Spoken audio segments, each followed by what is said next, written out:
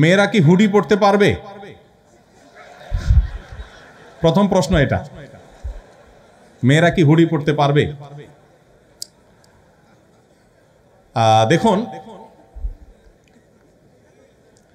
আল্লাহ রাব্বুল আলামিন আমাদেরকে, পুরুষ এবং নারী সবাইকে, পৃথিবীতে আল্লাহর যত সৃষ্টি আছে এই সৃষ্টিগুলো ব্যবহারের ব্যাপক সুযোগ দিয়েছে। আমরা হারাম হারাম শুনতে শুনতে অনেক সময় মনে করি, এই যে প্রশ্ন আসছে মনে, যে হুডি পরা যাবে, আবার হালাল না হারাম। আমরা অনেকে হয়তো জানি না, কোরআনে কারিমে আল্লাহ তাআলা হারামের তালিকা দিয়েছেন, হালালের কোনো তালিকা দেন নাই। হারামের তালিকা দিয়েছেন কেন? কারণ সিলেক্টিভ কয়েকটা আইটেম শুধু হারাম, আর বাকি সব হালাল।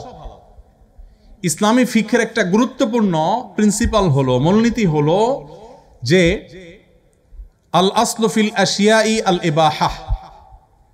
সৃষ্টি জগতের সবই মানুষের জন্য হালাল, সব। যেগুলো আল্লাহ তাআলা নিষেধ করেছেন শুধুমাত্র ওই আইটেমগুলো বাদে বাকি সব হালাল। হারামের তালিকা আল্লাহ কোরআনে উল্লেখ করেছেন, হুররিমা আলাইকুমুল মাইতাতু ওয়াদ-দামু ওয়া লাহমুল খিনজিরি ওয়া মা উহিল্লা লিগাইরিল্লাহ।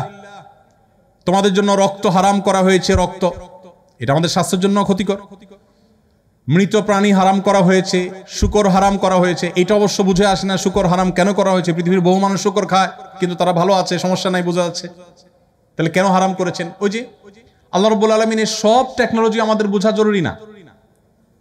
আল্লাহ তাআলার সকল নির্দেশের যথার্থতা যদি আমি বুঝেই যাই, আমার বুঝে আসলে আমি মানবো, না আসলে মানবো না, তাহলে তো আল্লাহকে মানা হলো না, আমার বিবেককে আমি অনুসরণ করা হলো।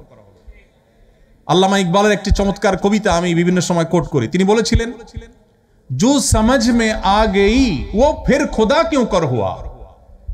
যাকে আপনার ব্রেইনে ক্যাপচার করে ফেলতে পেরেছেন, তিনি আবার আল্লাহ কিভাবে হলেন?